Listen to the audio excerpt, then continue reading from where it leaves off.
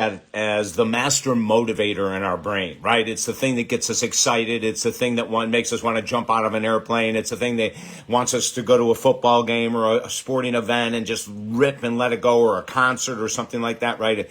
Dopamine is that master motivator. It's that excitatory chemical hormone in the brain that when we look at it and we think of all the greatness that it brings to us, all the passion, all the excitement, we forget that there's a downside. Now, is it possible to become addicted to dopamine? The answer is no. As far as we know with science right now, it's not. Dopamine's created by the brain, produced by the brain.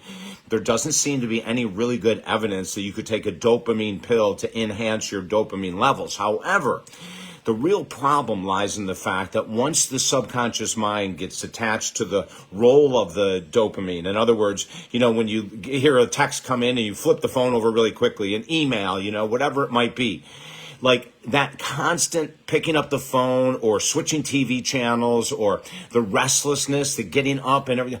See, that is all dopamine related. When you hear that phone text and you instantly, within seconds, like I don't know anyone, quite frankly, that can wait an hour to see what was on that text or that email or who called. Right? Like that's that effect. Like we need that hit. We want that hit. We want that hit. And here's the thing with the subconscious mind. The more we do, we flip the phone, the more we scroll through, getting the dopamine hit off of social media, whether it's arguing with someone or looking at a puppy, it doesn't matter. Whatever it is, it's excitatory. We can look at it as part of the dopamine system.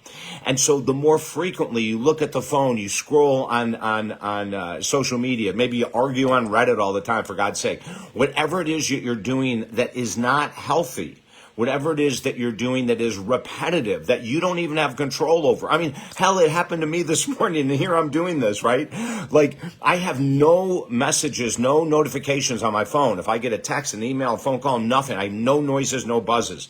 For some reason, when I put down the phone, I walk by it, and only 5 minutes later, I picked it up and turned it over.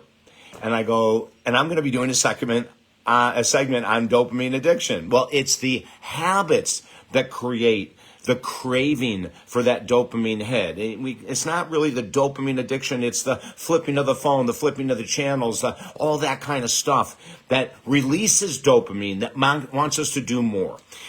One of the greatest things we can do, especially with social media, is to stop scrolling. One of the greatest things we can do is to leave the phone. As Tim Ferriss says in his book, The 4-Hour Work Week, he checks his phone twice a day. Can you imagine doing that? Do you know how free your brain would become? Now, first there's going to be withdrawal, right? Because we're used to scrolling for hours at night. We're used to the minute we hear a buzz, a ding, a dong, we flip the phone over.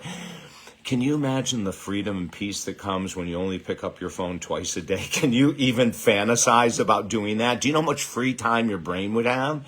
Do you know how much free time you would have? Let's think about that, okay? Listen, I have 5 books for free at the website, talkdavid.com. When we cleanse our mind, we cleanse our life.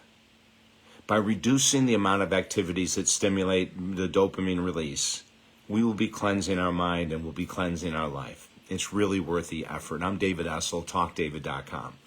Have a beautiful day.